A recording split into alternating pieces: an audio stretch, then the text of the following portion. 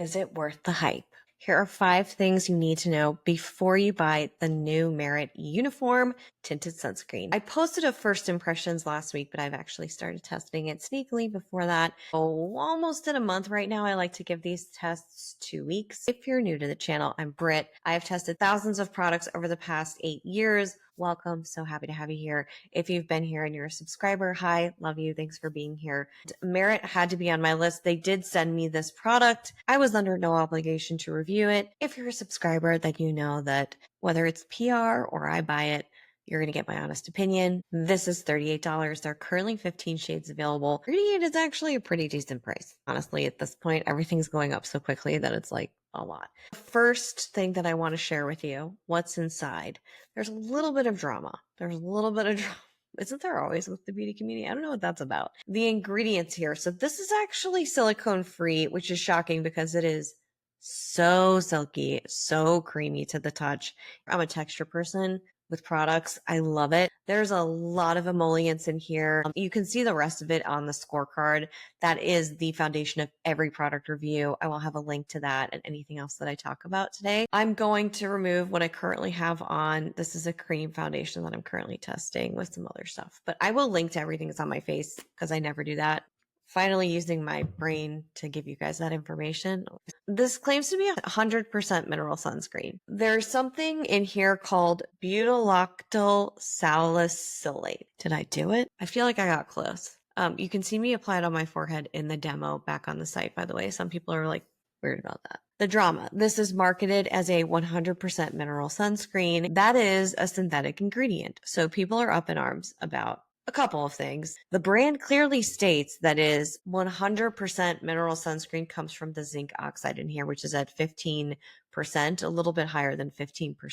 This ingredient, the one that I talked about, the butyl is not classified as a sunscreen active or a protective filter against UV rays. The gist, based off of the research I could find, it's part of the sun protection equation. It is not the main event. This is like not the main character. It's the sidekick. This is not the one singing. It's the backup dancer. That's how I'm viewing it. People have also mentioned that it's not protecting UVA.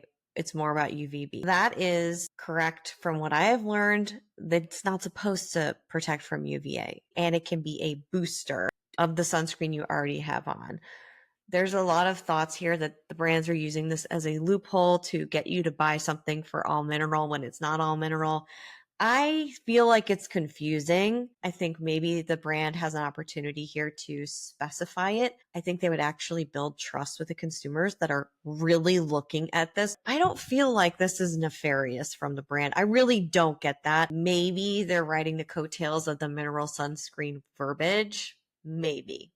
I don't know. I was obviously in the room when they were doing this. The other thing is they're falsely linking this because it's salicylate. They're thinking it's a salicylic acid, which can be more irritating. Those are two separate things. This is not salicylic acid. It's a salicylate ester. That's all I'm going to say because I'm not a cosmetic chemist. This is not medical advice. Do your own research. Or if you're a cosmetic chemist and you have data to back up anything around this that I'm getting wrong, I totally welcome it. It might irritate some people. Jojoba oil might irritate some people, very rarely, but you know, the ingredient is in a lot of mineral sunscreens. If you're concerned about it, I know how I'm going to proceed. If I see that in the ingredients list, I'm going to make sure that there's foundational approved UV filters inside for UVA, UVB. I like a PA rating. Moving on to application. Now that I've gotten this, these are the best, by the way. These are just rewashable little things. Also very good for travel when they leave you. If you're at a guest's house and they leave you their towels and you're going to get your makeup all over them. This makes me feel so much better because I don't want to bring the wipes. Is this easy to apply? I'm going to do a quick swatch of all 3 of them against my skin, not on my arm, because this might be more helpful for you. This is the shade 20. It's supposed to be lightweight, buildable, effortlessly blends with 0 white cast. This is the shade 20. It's actually kind of hard to see. Can you see that? This is incredibly easy to work with. 24, in my opinion, this has more of a neutral undertone, which is why I tried it. Those tend to work a little bit better for me. Now the other one starts to show up. I did not see a white cast upon application. There is opacity to this, which I'll talk about in coverage too, but it looks like it's going to actually be more than a sheer tint. So that was the 26 shade. 26 shade is the one that I was testing the most. So the first, a little too dark. The middle, good. A little golden. And then the top, I think I did the right thing with Dune, which is 26 at the very jump. What do you think? I don't know. The second one's kind of good too. I'm going to do 24 in this video, and then you will see 26 in the demo video as well. So the interesting thing here is when you start applying it, you're like, this is going to give really strong coverage. I find working with your fingers is the easiest. It does a thing where it starts to shear out a little bit. Obviously, when you rub it in, it shears out.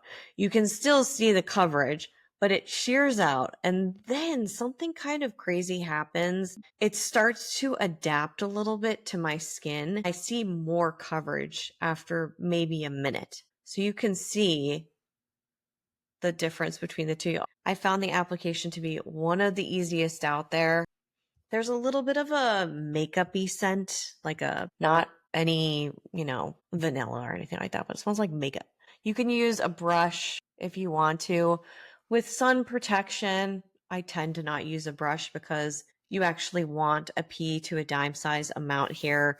Some people say it's the 2 finger lengths. I've said that in the past on different videos. I would do my neck, I would do my forehead and all the rest of it. But if I do one layer, then sometimes I'll take a second if I need more coverage, and then I'll just press it in with a brush like that. That's a light coverage for me. Better than sheer, in my opinion. I don't know. What do you think? I feel like it's better than sheer. 5 out of 5 for application. So the third thing you need to know about is the coverage that I've been talking about. This received a 5 out of 5. I want to tell you at the jump. It's a proprietary pigment dispersing technology that allows for blendable, even coverage. Sheer tint with a natural skin finish. It's a beautiful coverage. I don't always wear this and put something on top, but for the sake of this video, I'm also going to show you that if this is too light for you, if you need a little bit more, then you can easily do that. This formula not only feels great, but I find it to play very well with other products. One of my favorite things to do of all time is powder foundation with a tinted sunscreen.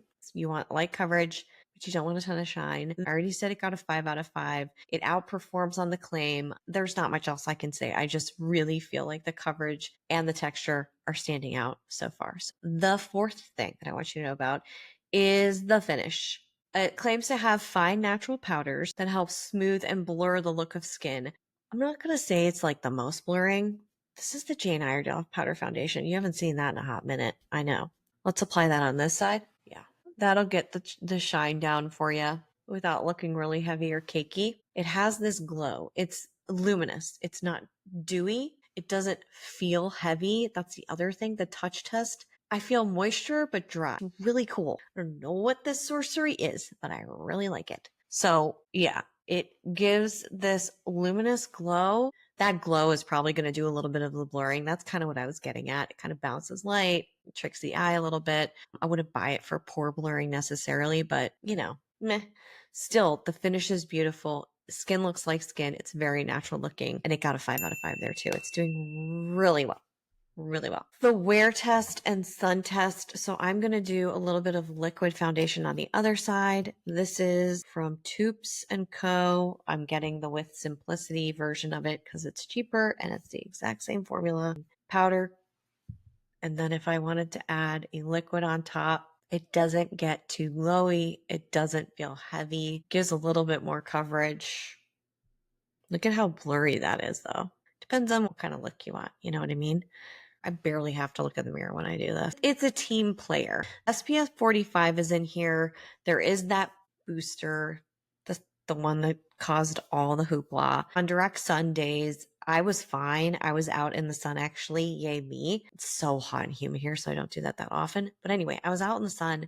I didn't see any redness or burning. My skin was fine. I had no issues, but that doesn't mean you're not going to have issues. So please check it out. Do whatever you need to do on your own. The reapplication every couple of hours was easy. And if I needed to reapply on top of makeup, I rarely do that, but I would do a powder and then apply this on top of that with a brush. Wouldn't rub it in or else it would start to look really weird. But if I do a dusting of powder and then I'm outside all day and I reapply, I would use a brush. But the truth is, I did that maybe once and I wouldn't do that. If I'm wearing it all day in direct sunlight, I would just bring it with me. I'd reapply it. I'd be on my way. And it gives a really nice like evening out. So I don't have to deal with other products on my face. 4 out of 5 for that.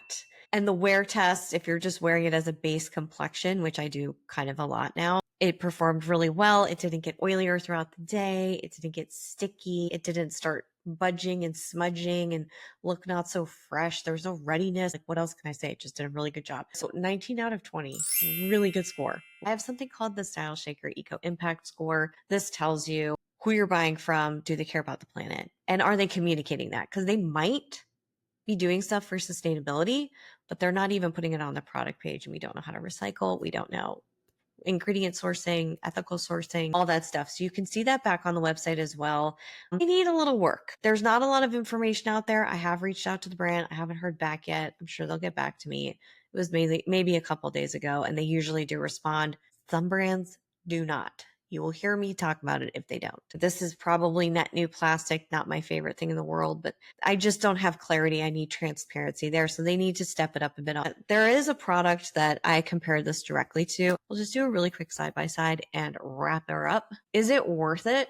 I personally feel that this is a beautiful product. I was surprised at how much I liked it. I wish it had less plastic. I wish they had more transparency for sustainability purposes. Even if they just told me they were using PCR, it would instantly go to Britt's picks, is what I'm saying. Instantly. So this is the eau de cite. These are the mineral drops. There is a polymer in here, which could deter some people, but this is the one of the products that I was thinking of. This is a current favorite. Again, you can see the other favorites back on the website. This is a product I've loved. This is a little dewier. The protection is stronger. You're getting a PA rating with this as well. This is such an easy application. It evens out incredibly well. It's also in very sustainable packaging, but you can check out the rest of the ingredients on my website. And this is the one that I can wear all day in direct sunlight, know that my skin is protected, reapply because I don't need anything else for extra coverage. It's dewier. So this is the one that I love to use a setting powder with, or we could just use the Jane here or any other powder foundation, or a setting powder with a light tint is also a great option. This too works very well with other products, and you're going to get that evening out. And if you're like, that's a little too dewy for me, just bring a powder into the mix. It's a beautiful combination. That would be the other one to recommend. I do have a few others that are on the scorecard if you want to check them out and keep exploring other options. But overall, I think this Merit uniform was a really strong contender. You already heard me talk about the pros and the cons. What do you think about it? Are you going to buy it? Are you really not into that ingredient? Have you found something better? Did you have a different experience? Did it not work for you? I hope you find this helpful. If you want to look at other tinted moisturizers and foundations, you can check out this playlist. I'll be back here real soon with more honest reviews. Until then, bye.